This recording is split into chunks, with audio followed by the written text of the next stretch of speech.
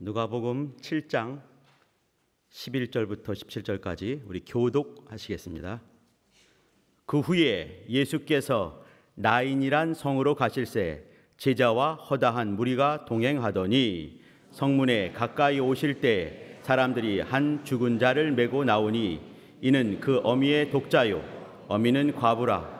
그 성에 많은 사람도 그와 함께 나오거늘 주께서 과부를 보시고 불쌍히 여기사 울지 말라 하시고 가까이 오사 그 관에 손을 대시니 맨 자들이 서는지라.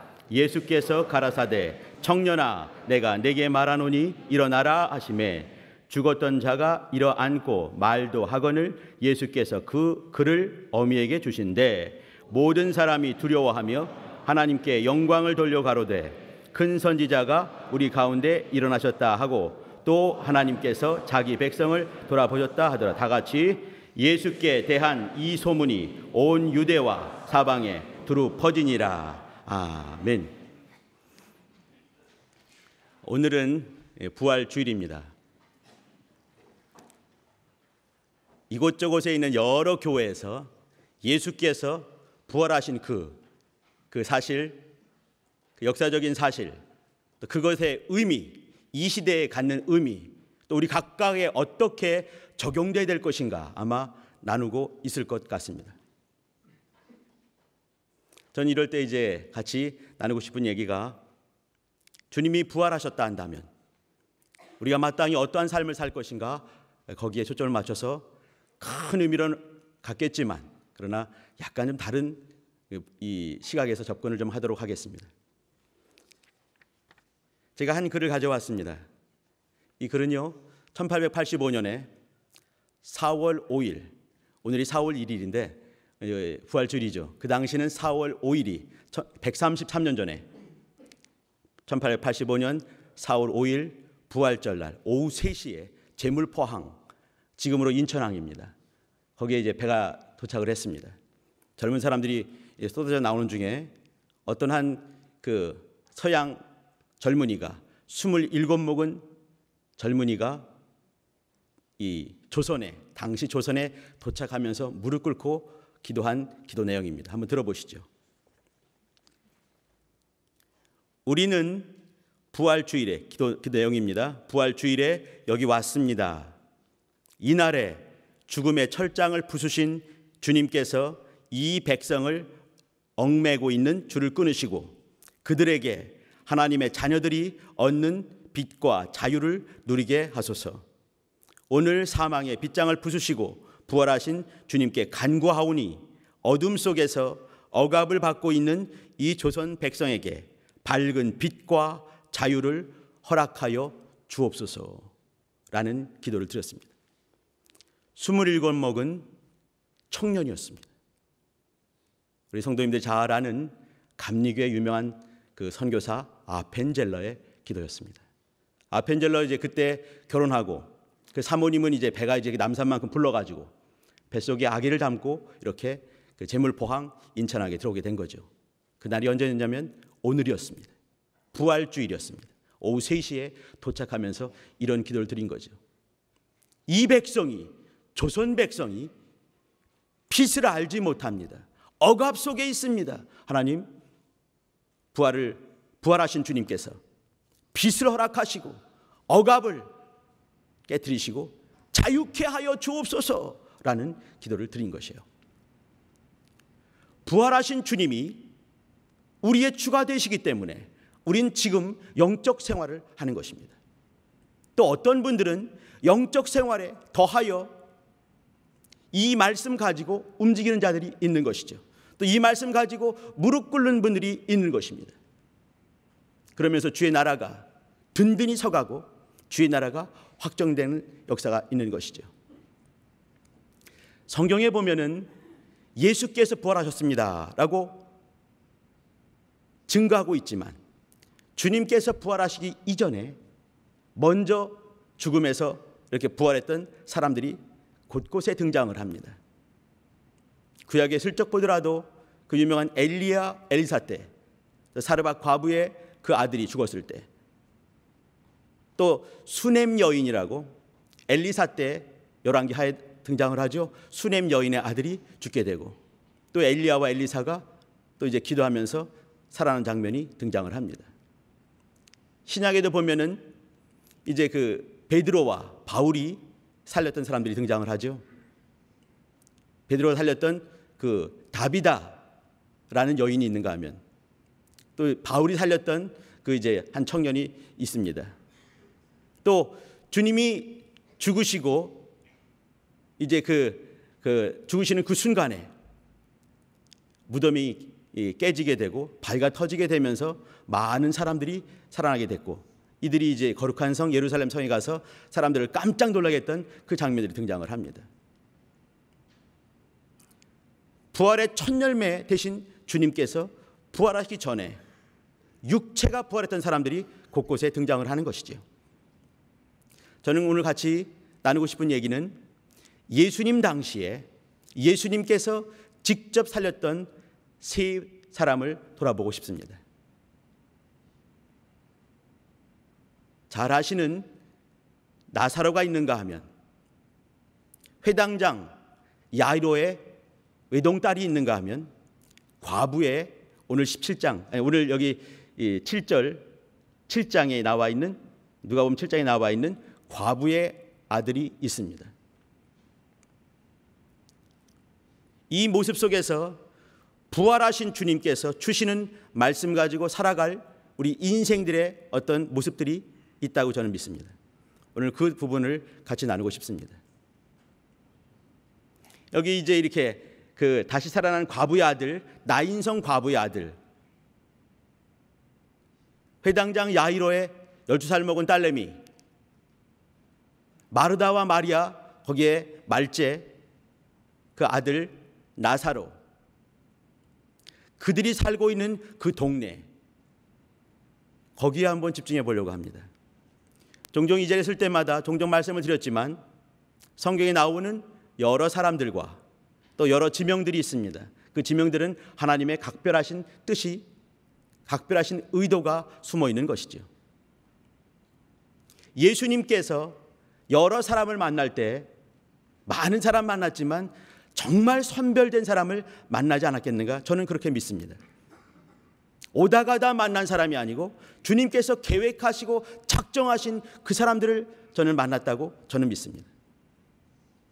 여러 장소들이 있지만 주님께서 팔레스타인 그 땅을 선택하시고 또 여러 곳에 다니셨지만 그러나 특별한 곳들 가시면서 성경에 그것이 기록됐다고 저는 믿습니다. 성경 어떠한 것도 우연이 없는 것이지요. 그런 의미에서 여기 주님께서 만난 이 사람을 살리는 이 세 사람들 또 그곳 지명은 각별하다고 저는 생각을 합니다. 우리 성도님들 잘 아시는 것처럼 이제 여기 그 과부의 아들 얘기는 제일 나중에 미루고 앞에 얘기를 잠깐 보도록 하겠습니다. 회당장 야이로 얘기가 있습니다. 마태복음 9장과 누가복음 8장과 또 마가복음 5장에 등장을 하죠. 이 회당장 야이로 얘기는 이 공관복음이라고 하는 마태, 마가, 누가에서 공이 이렇게 증거를 하고 있습니다. 회당장, 다른 곳에 보게 되면 관원 이렇게 되어 있습니다. 딸이 딱 하나밖에 없었습니다. 12살 먹은 딸내미 얼마나 예쁠까요? 저는 집에 이렇게 나이가 많은 아이들이 있는데 27, 25 이렇게 되어 있습니다. 막둥이가 25인 거죠. 징그럽지요. 말도 안 듣고. 근데 가만히 보면은 얼마나 귀여운지 모릅니다. 징그럽죠, 그죠? 근데 아빠가 보기에 얼마나 예쁠까? 근데 더군다나 12살 먹은 딸내미 얼마나 예뻤을까? 정말 예뻤겠죠. 근데 갑자기 큰 병을 앓게 되고 그 회당장 야이로가 부지런히 이 딸내미에게 생명을 줄 수 있는 분 찾아보다가 예수님 만나게 된 거 아니겠습니까? 쫓아가서 이제 주님께 구하는 중에 다른 사람이 또 쫓아왔습니다. 하는 말이 뭐냐면 더 이상 선생님을 괴롭게 하지 마세요. 죽었습니다. 딱 그러는 거죠. 끝났습니다. 이렇게 말을 했어요. 그때 주님께서 하신 말씀이 아마 회당장 야이로는 순간에 온 자기가 일생 동안 쌓았던 성들이 허물어진 소리를 들었을 것입니다. 와르르 무너진 소리를 들었겠지요. 이 딸내미는 보통 딸내미가 아닌 겁니다. 회당장 야이로의 생명 같은 딸내미인 거죠. 내 생명이 어디 있는가? 내 안에 있는 것이 아니었어요. 야이로에게는요, 그 딸내미 안에 자기 생명이 있는 것 아니겠습니까? 순간에 허물어지는 것이죠. 인생 별거 아닙니다. 순간에 허물어질 수 있는 것이죠. 평생을 쌓았다 하더라도 순간에 허물어질 수 있는 것이 인생입니다. 야이로는 순간에 허물어지고 있습니다. 와르르. 그때 주님께서 하신 말씀이 있습니다. 두려워 말고 믿기만 하라. 이건 명령입니다. 그리고 가셔서 깨우시는 거죠. 많은 사람이 통곡할 때 울지 말라, 잔다 이렇게 말했습니다. 사람들이 비웃었습니다. 비웃거나 말거나 주님은 주님의 일을 하시지요. 어떤 사람은 비웃습니다. 그러나 주님은 주님의 일을 하세요. 가서 그 유명한 말씀을 하십니다. 아람어라고 하는데요. 아람어. 성경에 이렇게 헬라어, 히브리어가 있는가 하면 곳곳에 아람어가 있습니다. 아람어로 말씀하시죠. 이때 말이죠. 대단한 말이 아니에요. 그 당시 엄마가 오늘 아빠가 이렇게 이제 이 자고 있는 소녀를 깨울 때 이렇게 얘야 밥 먹고 학교 가야지, 이 정도 말밖에 안 되는 것입니다. 아주 어마어마한 말이 아니에요. 단순하고 너무너무 단순한 일상적인 언어로 달리다굼 하셨습니다. 소녀야 일어나라 이거죠. 얘야 일어나야지. 그러나 소녀는 그 음성을 듣고 일어났습니다. 소녀에게 이제 이렇게 밥을 먹이라 이렇게 말씀하시죠. 회당장 야이로의 딸내미, 12살 먹은 딸내미가 살아난 그 장면입니다. 마태복음, 마가복음, 누가복음에서 공인 이렇게 증가하고 있는 그 얘기지요. 너무너무 잘 알고 있는 이제 나사로 얘기, 다시 한번 말할 필요가 없을 것 같습니다. 나사로 얘기, 마르다, 큰언니 마르다, 동생 마리아, 그 말째 나사로, 하나님께 은혜를 입다라는 그 말뜻이 있는 나사로. 죽은 지 나흘 됐습니다. 회당장 야이로의 딸내미는요, 죽자마자 바로 가셨습니다. 나사로는요, 죽은 지 나흘이 지난 다음에 갔습니다. 팔레스타인 동네는 장례가 나게 되면 그날 당일장으로 끝냅니다. 오래 두질 않습니다. 여기 나인성 과부의 아들은 그날 죽게 되고 그날 염에서 이렇게 상여 나가는 중에 주님께서 만나게 되죠. 세 분이, 하나는 죽자마자 간 야이로의 딸내미가 있는가 하면, 죽은 지 주님께서 늑장 죽어서 푹 썩게 내비두는 거죠. 나흘이 지난 다음에 가셔서 부르시는 그 장면, 나사로가 있는가 하면, 이렇게 상여가 나가는 딸랑 나가는 그 길목에서 만나는 여기 나인성 과부 아들이 있습니다. 나사로 죽어서 나흘이 지났습니다. 냄새가 났습니다. 그러나 그곳에 가셔서 마르다에게 그 유명한 말씀을 하시죠. 나는 부활이요 생명이다 말씀하셨습니다. 예수님은 부활이 되십니다. 예수님은 생명이 되십니다. 주님께서 그 말씀하신 거예요. 나는 부활이요 생명이다. 이때 부활이요, 아직 죽지 않으신 주님께서 나는 부활이다 말씀하셨습니다. 나는 부활이고 난 생명이다, 나는 영생이다 말씀하셨어요. 이것을 내가 믿느냐? 우리의 일은 주님이 부활이요 생명, 이건요 내가 아무리 부인하고 예수 안 믿는 사람들이 아무리 부인해도 주님은 부활이시고 주님은 생명이십니다. 중요한 것은 뭐냐면 그 다음 말씀입니다. 이것을 내가 믿느냐 이렇게 물어보세요. 그것이 우리의 일입니다. 하나님께서는 하나님의 일을 하십니다. 아들께서 예수 그리스도께서는 예수 그리스도의 일을 하십니다. 그 다음은 우리의 일이 남아있는 것이에요. 이것을 내가 믿느냐? 믿는 것이 우리의 일인 것을 믿으시길 바랍니다. 우리의 일은 하나님의 아들, 하나님께서 보내신 그 아들을 믿어드리는 것이 우리의 일입니다. 요한복음 6장 29절 말씀이에요. 하나님께서 보내신 그 아들을 믿는 것이 우리의 일입니다. 마르다 그 다음에 고백을 하죠. 옳소이다 이렇게 말씀을 해요. 옳소이다. 주는 그리스도가 되시고 오시는 하나님의 아들이심을 믿습니다 라고 고백을 하죠. 가보니까 이제 막 통곡하고 장례집이 그렇듯이 그렇게 하고 있습니다.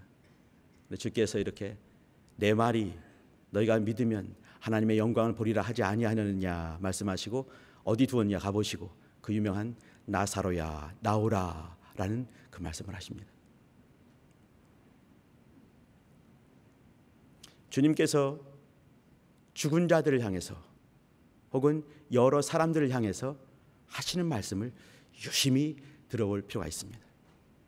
나사로가 이렇게 나흘 만에 살아나게 되는 것이죠. 자, 오늘 이제 같이 보고 싶은, 제가 이제 이렇게 그 유명한 본문들 빼고 좀 이렇게 마이너급에 있는 이 본문을 택했습니다. 여기 한번 보도록 하시지요. 제가 11절부터 17절까지 꼼꼼히 한번 짚어주면서 말씀을 드리겠습니다. 눈으로 따라오시기 바랍니다. 그 후에 예수께서, 그 후에 이 말은요, 가버나움 동네에서 백부장의 종을 고친 그 장면이 7장 1절부터 쭉 나옵니다. 가버나움 동네에서 일이 있다가 그 다음에 주님께서 움직이시는 거예요. 그 후에 예수께서 나인이란 성으로 가실새, 이렇게 했습니다. 예수께서 가셨습니다. 나인성은요, 가버나움에서 이렇게 남서쪽으로 40km 100리를 가야만 됩니다. 나인성이란 이 지명은 여기밖에 성경에 이곳만 딱 한 번 등장합니다. 물론 구약에 보게 되면 수넴 여인 있지요. 이 수넴과 나인은 거의 같은 지형입니다. 근데 이제 구약 시대는 수넴이라고 불렸고 신약 시대는 나인 이렇게 불린 거죠. 나인성에 가셨습니다. 주님이, 그럼 중요한 것은 뭐냐면 주님께서 왜 나인성에 가셨을까? 이곳에 이 나인성에서 더 많은 일들을 하지 않으셨습니다. 이것만 딱 하나 행하시고 바로 움직이시는 것이에요. 주님께 이런 거 굉장히 많이 있습니다. 그 유명한 수로보니게 여인, 거기도 수로보니게 거기 갔다가 그 일만 딱 하고 오시는 거죠. 왜 그랬겠습니까? 주님께서 수로보니게 여인의 그 믿음을 보신 것이에요. 여기도 마찬가지입니다. 왜 나인성에 가셨을까? 주님께서 불쌍히 여기신 어떤 여인이 있는 것이지요. 주님은 말이죠, 이렇게 예수께서 가실새 주님이 작정을 하시고 움직이시는 겁니다. 제자들이 주님 어디로 가시죠? 그것이 아니었어요. 주님이 작정을 하시고 가버나움에서 역사를 마치시고 바로 100리를 움직이시면서 나인성에 가시는 그 대목입니다. 주님께서 일하시는 것을 우리 알 수 있어요. 그 후에 예수께서 나인이란 성으로 가실새 제자와 허다한 무리가 동행했습니다. 12절, 성문에 가까이 오실 때에 했습니다. 나인 성이 있고 성문에 가까이 오실 때 어떤 사람들이, 일단의 사람들이 한 죽은 자를 메고, 사람들이 한 죽은 자를 메고 나왔습니다. 이 사람들이 성문을 통과를 한 거죠. 성문에 가까이 오신 주님과 딱 마주쳤습니다. 이 대목은요, 저는 한번 머릿속에 한번 그려봅니다. 이렇게 성문을 나온 상여가 막 지나가고 있는 것이에요. 여기는 죽음이 중심이었습니다. 여러 사람이 있지만 슬픔으로 가득 찬 사람들이 이제 이렇게 그 상여의 젊은 청년을 메고 오고 있습니다. 이어지는 말씀 보시면 알겠지만 이는 그 어미의 독자다 했습니다. 어미는 과부다 했습니다. 그 성에 많은 사람도 그와 함께 나오곤을 했습니다. 과부에게 그 독자는 생명보다 더 소중한 존재입니다. 저는 이 과부 속에서 인생들의 모습을 보고 싶습니다. 우리의 모습을 보고 싶은 것이에요. 과부의 생명은 과부 안에 있지 않았습니다.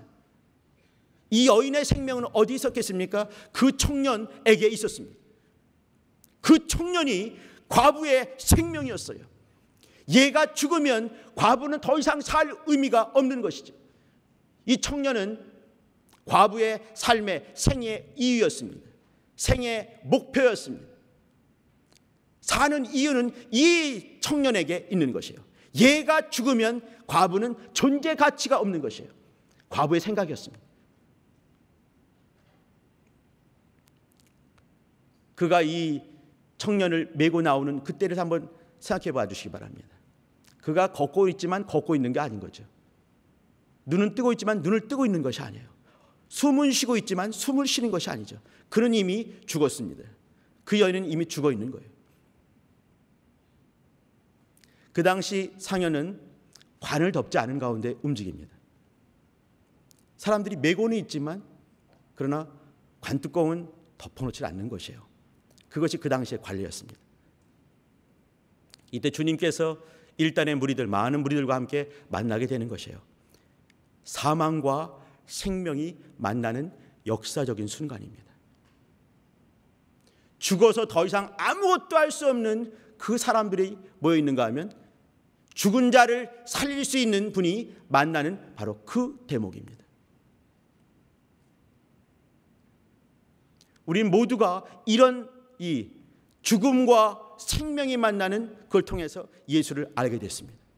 예수가 부활이요 생명이다 라는 것을 우리는 순간에 만나게 됐고 이 자리에 앉아있고 영적 생활을 하고 있는 것이죠. 그 당시 이 과부는 죽어있는 과부의 모습, 그리고 이 예수님, 죽은 자를 산자처럼 부르실 수 있는 예수님이 만나는 역사적인 장면입니다. 다음 보십니다. 13절입니다. 주께서 과부를 보시고, 저는 여기 보시고를 보고 싶어, 좀 깊이 보고 싶습니다. 주님께서 과부를 보셨다 했습니다. 여기 보시고란 말을 좀 더 이렇게 적나라한 용어로 이렇게 번역을 한다면 사실은 말이죠. 이렇게 주님께서 찾으시고라고 보시면 더 좋습니다.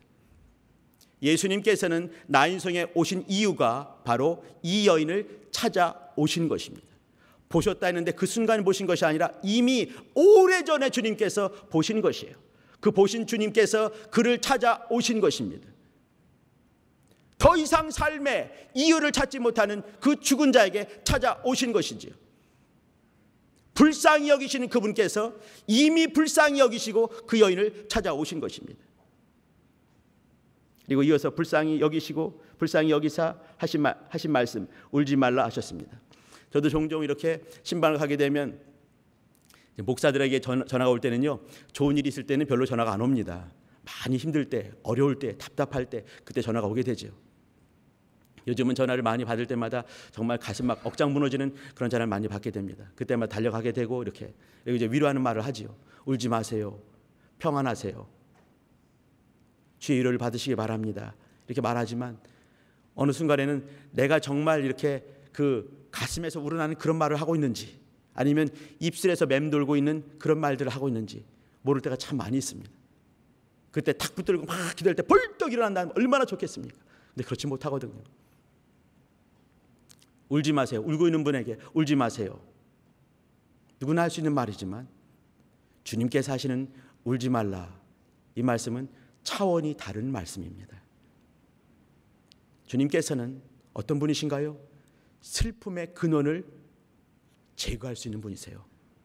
슬픔의 원인을 딱 잘라버릴 수 있는 그런 분이십니다. 그런 사랑을 갖고 있는 분이세요. 우리가 정말 사랑해서 많은 말씀을 할 수 있겠지만 주님은 차원이 다른 분이시죠. 슬픔의 원인을 제거할 수 있는 그런 분이십니다. 사랑이 많으신 분이시죠. 또 주님께서는 슬픔의 원인을 제거하고 더하여 생명과 그것에 합당한 응답을 주실 수 있는 능력까지 갖추신 분이십니다. 그러한 주님을 믿으시길 바랍니다. 신뢰하시길 바랍니다. 그것이 우리의 믿음입니다. 주님께서 하신 말씀, 울지 말라. 슬픔의 원인을 제거할 수 있는 사랑이 많으신 그분께서, 능력 있는 그분께서 말씀하신 거예요. 이어서 보십니다. 가까이 오사 그 관에 손을 대시니 맨 자들이 서는지라. 거룩하신 분께서 오셔서 이렇게 관을 손대시는 그 대목이 있습니다. 율법의 눈으로 본다면 말이죠, 거룩한 분께서 시체를 만졌을 때 시체의 그 거룩지 못한 것이 거룩한 것을 깨트린다라는 그런 생각을 갖고 있습니다. 그것이 율법의 생각이었습니다. 율법으로 본다면 주님께서는 상식을 뛰어넘는 일을 하고 계신 것이죠. 관을 만질 수가 없는 겁니다. 근데 주님께서는 관을 잡으시고 관을 세우셨습니다. 율법을 깨트리는 것이 아니라 율법을 완성하시는 그 대목이 보이는 것이죠. 죄를 해결하시고 사망을 해결할 수 있는 바로 그분께서 역사하시는 것입니다. 인생이 절대로 할 수 없는 바로 그것, 죄 문제입니다. 인생이 절대로 해결할 수 없는 바로 그것, 사망 문제입니다. 이것을 해결할 수 있는 분이 우리의 주가 되십니다. 부활과 생명의 주가 되시는 거죠. 지금 부활과 생명의 주께서 사망과 만나는 그 대목을 우리는 확인하고 있습니다. 이어서 예수께서 말씀하십니다. 청년아, 내가 네게 말하노니 일어나라. 이렇게 말씀했어요. 청년아, 일어나라 말씀하시죠. 15절입니다. 죽었던 자가 일어앉고 말도 하거늘. 그 다음에 예수께서 그를 엄에게 주신대 이렇게 했습니다. 이건요, 예수께서 그 과부에게 생명을 주신 것과 같습니다. 아들을 받은 것이 아니라 사실은 과부는요, 생명을 받게 된 것이죠. 부활이요 생명이신 주님께서 부활을 주시고 생명을 주신 것이에요. 이 과부는 하나님으로부터, 아들 예수 그리스도부터 긍휼히 여기심을 받고 응답을 소유하는 그 대목입니다. 이어서 봐주시기 바랍니다. 16절, 모든 사람이 두려워하며 하나님께 영광을 돌려 가로되 큰 선지자, 여기서는요 엘리야와 엘리사를 기억해 주시면 맞습니다. 이제 그 수넴 여인 또 사르밧 과부 그 얘기가 여기 있는 거죠. 큰 선지자, 이 여기 쓰일 때는 그 엘리야와 엘리사를 염두에 두고 쓰게 된 겁니다. 그러니까 우리 가운데 일어나셨다 하고 또 하나님께서 자기 백성을 돌아보셨다. 이건요 그 적나라한 우리 이 시대로 말한다면요 의사가 환자를 완치케 했다. 의사가 환자를 왕진했다. 왔다. 고치러 오셨다. 그 말씀을 하고 있는 겁니다. 자, 이어지는 말씀이 예수께 대한 이 소문이 온 유대와 사방에 두루 퍼지니라 했습니다. 오늘 같이 이제 나누는 이 말씀의 제목을 굳이 잡는다 한다면 나인성의 소문 울지 말라, 이거로 제가 잡았습니다. 자, 이제 제가 나인성 과부 얘기를 좀 꼼꼼히 말씀을 드렸습니다. 그 회당장 야이로의 얘기 이제 대충이지만 그러나 너무너무 익숙한 내용이고 마태, 마가, 누가 다 있는 그 대목이기 때문에 많이 나눴던 것이지요. 이 나사로 얘기는 너무너무 유명한 얘기 아니겠습니까? 자, 우리 이제 이곳에서 예수님께서 하신 말씀과 예수님께서 찾아가신 이 동네들을 한번 돌아보려고 합니다. 나인성에 가셨습니다. 가버나움 동네는 너무너무 유명한 동네입니다. 예수님의 선교의 전초 기지와 같은 그런 동네죠. 곳곳에서 이렇게 본동네 이런 표현이 있을 때 본동네는 가버나움으로 보시면 맞습니다. 그리고 베다니에 있는 이 마르다, 마리아, 나사로의 동네, 이 세 동네를 한번 기억해 주시기 바랍니다. 이 나인성, 이 나인이란 말은 동네 이름이죠. 이 동네의 이름은 사랑스러운, 즐거운, 기쁜 이런 뜻이 있습니다. 거기에 살고 있는 과부를 기억해 주시기 바랍니다. 주님께서 청년을 살려주기 이전에 나인성의 과부를 기억해 주시기 바랍니다. 사랑스러운 성, 사랑받은 성이라고 말할 수가 절대 없는 것이지요. 그는 저주받은 여인처럼 보였을 것입니다. 일찌감치 남편 죽고 사고무신 아무도 없고 남아있는 유일한 삶의 이유, 그 아들이 딱 죽었을 때 절망이고 저주 가운데 있다고 그는 입술로 고백할 수밖에 없었을 것입니다. 그런데 그것이 어느 순간에 나인성, 사랑받은 성이 되었습니다. 언제 가능했나요? 아들이신 육체로 임하신 예수 그리스도, 우리에게 가까이 더 가까이 왔던 아들을 만났을 때 그 성은 저주받은 성이 아니고 사랑받은 성, 즐거운 성, 기쁨 충만한 성이 되었습니다. 우리 가운데 가까이 오신 부활이신 주님, 영생하신 주님이 우리에게 쑥 들어오셨을 때 우리의 저주받은 인생들은 드디어 부활을 바라볼 수 있는, 영생을 바라볼 수 있는 주의 사람이 되는 것입니다. 사랑받았다라고 담대히 고백할 수 있는 그 사람이 되는 것이죠. 다음 가버나움을 한번 가봐 주시기 바랍니다. 가버나움, 나훔의 동네라는 말입니다. 나훔은요, 물론 이제 이렇게 그 구약에 나훔 선지자가 등장하긴 합니다. 나훔 뜻을 또 해석을 하게 되면 위로라는 말입니다. 위로의 동네라는 말이죠.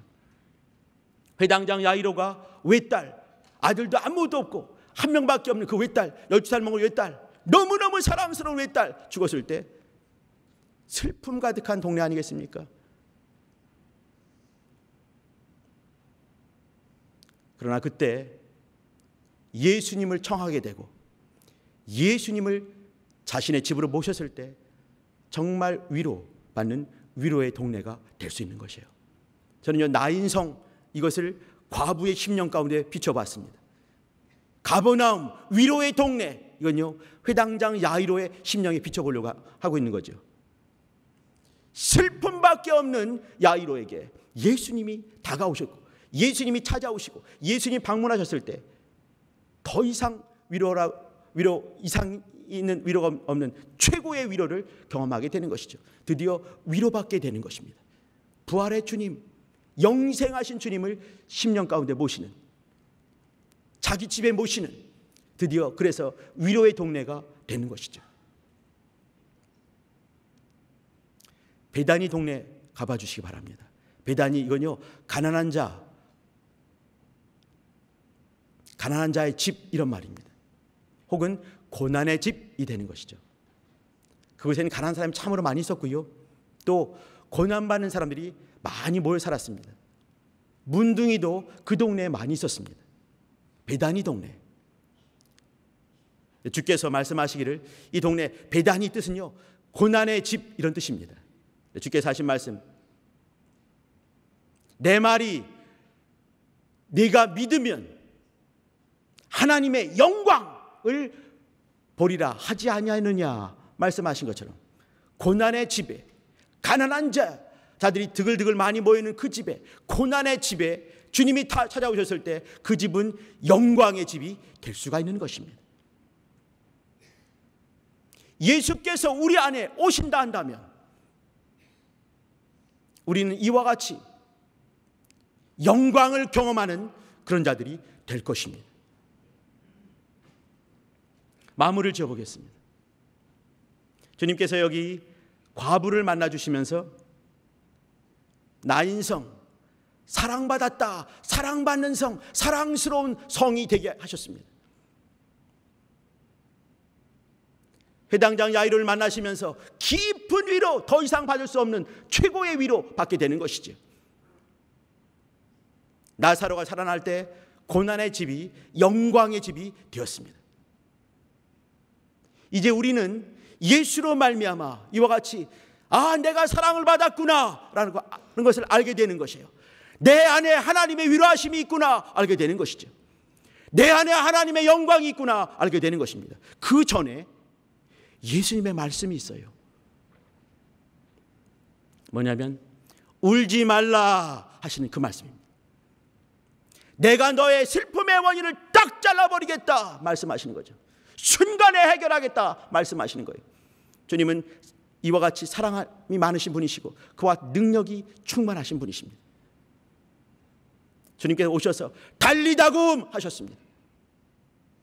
소녀야 일어나라. 너무너무 쉬운 말씀이지만 아무나 할 수 없는 바로 그 말, 달리다굼 하시면서 일어나게 하셨습니다. 그 다음에 나사로 얘기는 나사로야 나오라 말씀하시는 거죠. 하나님의 음성이 중요한 거예요. 예수님의 음성이 중요한 것입니다. 나는 지금도 예수님의 그 음성에 귀를 활짝 열고 들을 준비가 되어 있는가, 사모하는가, 간절히 사모하는가, 그 말씀에 순종하기로 작정을 했는가, 그것이 중요한 것이지요. 우리 성도님들, 예수님 부활하셨습니다. 예수님 부활하셨습니다. 이 부활의 생명이, 부활의 능력이 여러분 안에 충만하시길 예수 이름으로 축원합니다. 이제는 우리는 그 부활하신 주님이 다른 곳에 안 계셔요. 우리 안에 계시지 않습니까? 성령으로 말미암아 우리 안에 계신 것이에요. 그러면 이제 우리가 할 것은 뭐냐면 그 음성에 예민하고 민감하게 순종하는 것이 남아있는 것입니다. 달리다굼 말씀하시고, 울지 말라 말씀하시고, 나사로야 나오라 명하실 때 우리는 들을 준비가 되어 있고 순종할 준비가 되어 있는 것이 우리의 삶이 되어야 됩니다. 제가 지지난주에 대학부의 한 영혼을 신방을 했습니다.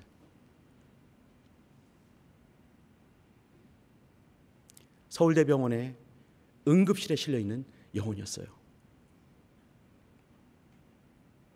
가면 할 말이 아무것도 없죠. 천지에 못 꼽혀 있고, 젊은 처녀가 그냥 이렇게 널브러진 모습 보게 되면 가슴이 미어집니다. 그 옆에 계신 그 엄마, 아빠를 보면은 드릴 말씀이 없죠. 울지 말라! 이런 말 할 수가 없는 거예요.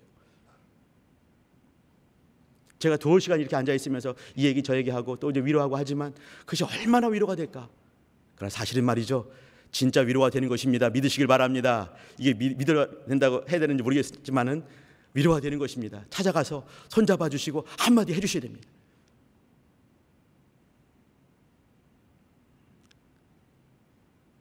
이 머리에까지 이 모진 균들이 다 들어가서 눈이 보이지 않고 귀가 잘 들리지 않았습니다. 내가 가서 목사님 왔어! 보면은 동생 이름 부릅니다. 누구니? 이렇게 불러요. 아니야, 목사님이야! 제 목소리 작지 않잖아요. 근데 못 알아듣는 거예요. 한참 만에 목사님이야! 그래요. 목사님 왔어! 잘 의사소통도 안 되는 걸 잘 못 들으니까. 근데 걔가 일어나고 싶대요. 그냥 누워있으면 좋을 텐데 또 일어나고 싶대요. 목사님 왔다니까 또 일어나죠 이렇게. 그리고 축사해 주세요. 6명 쓰는 병실인데 축사해달라고. 그러다 또 이제 간절히 또 기도해 주는 거죠. 근데 갑자기 걔가 말을 잘 못해요. 이렇게 한참 말을 잘 못하고 이렇게 하기 때문에 겨우겨우 말하는데 이렇게 뭐라고 하는데 못 알아듣는 거예요. 저도 못 알아듣고 엄마도 못 알아듣고. 그러니까 걔가 이렇게 글을 쓰겠다고 해가지고 이제 옆에 이렇게 노트가 돼 있습니다. 노트를 쓰는 거예요. 이렇게. 근데 안 보이고 그 힘을 좀 있으니까 4글자 썼는데 못 알아보는 거죠. 다시 써봐, 크게 써봐. 이게 또 크게 썼습니다. 잘 못 알아보는 거예요. 한참 만에 해독을 했습니다. 그게 뭔지 아시겠습니까? 달리다굼 이걸 썼어요. 저는 그냥 눈물이 확 날 뻔했습니다. 걔는 지금 보이지가 않는 거예요. 들리지가 않는 거예요. 잘 말도 잘 못하는 거죠. 근데 뭘 보고 싶냐면, 뭘 듣고 싶냐면 하나님께서, 예수께서 달리다굼 하시는 그 음성을 걔는 듣고 싶은 거예요. 하나님 나에게 달리다굼 말하여 주옵소서.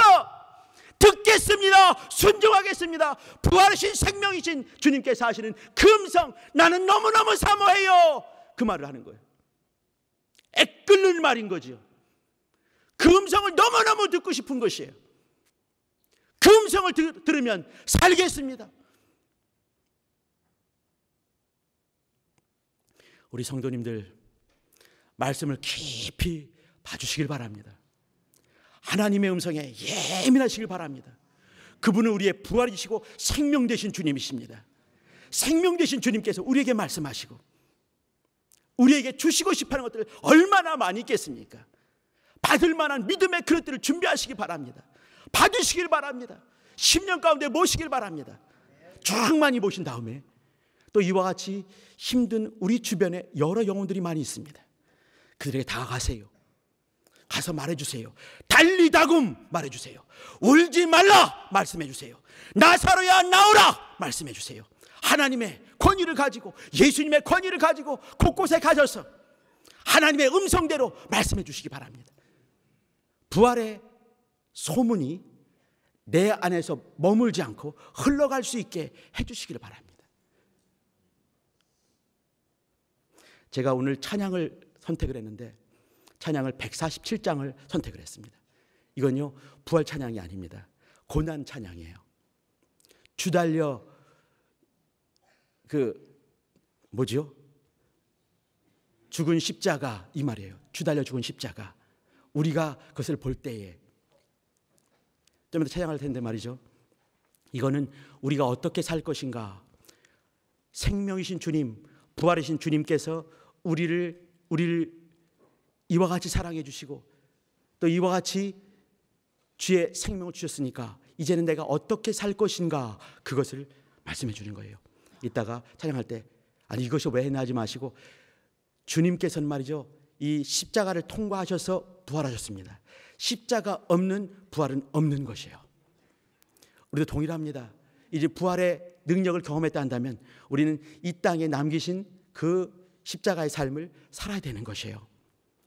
내가 넉넉히 살아가면서 내 주변에 있는 정말 연약한 자들 정말 붙들어 주시고 달리다금 해주시고 울지 말라 말씀하시고 나인성의 소문, 사랑받는 성, 우리는 사랑받는 성이야. 우리는 위로의 동네야. 우리는 영광의 마을이야. 영광의 집이야 라고 담대히 말씀해 주시기 바랍니다. 이 시간 기도할 때는 하나님, 주님께서 부활하신 주님, 내 주님 되셔서 고맙습니다. 이제는 주님께 남기신 일들을 내가 능히 감당하는 복된 주의 사람 될 수 있게 날 도와주세요. 같이 예수의 도움으로 기도하십니다.